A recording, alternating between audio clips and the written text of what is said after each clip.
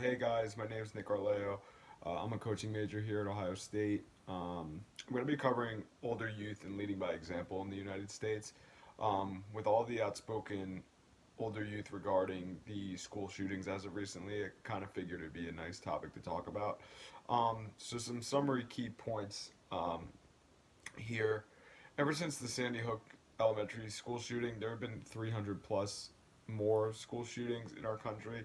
And up until recently, with the shooting that happened at Lakeland High School down in Florida, um, the students and older youth themselves really haven't taken much action to let their voice be heard. And I feel like that's like a quality that at a younger age we're kind of told to, um, kind of keep our opinions to ourselves and listen to your elders, respect your elders, this, that, and the other. So like as far as the application goes, going right into it, group leaders like of organizations should encourage, in my opinion at least, should encourage students and older youth to be outspoken and exercise their freedom of speech in hopes to make change. I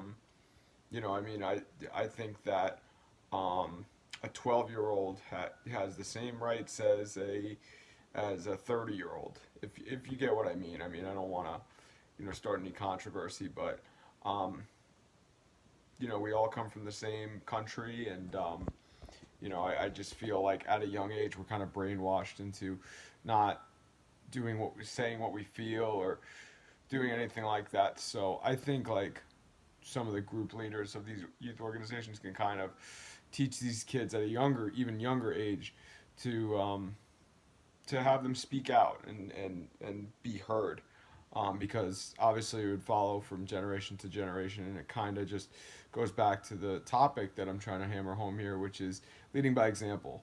So if that generation leads by example for the generation next, the up and coming generation to the upcoming generation, it's just a ripple effect. Um, and then as far as sources go, I mean, really, you could see it all over the media today. TV news stations, um, coverage of this type of stuff. School shootings go wall to wall. And even something such as the National Walkout Day that a lot of high schools had um, shortly after the Lakeland shooting was just something that kind of drives my point home.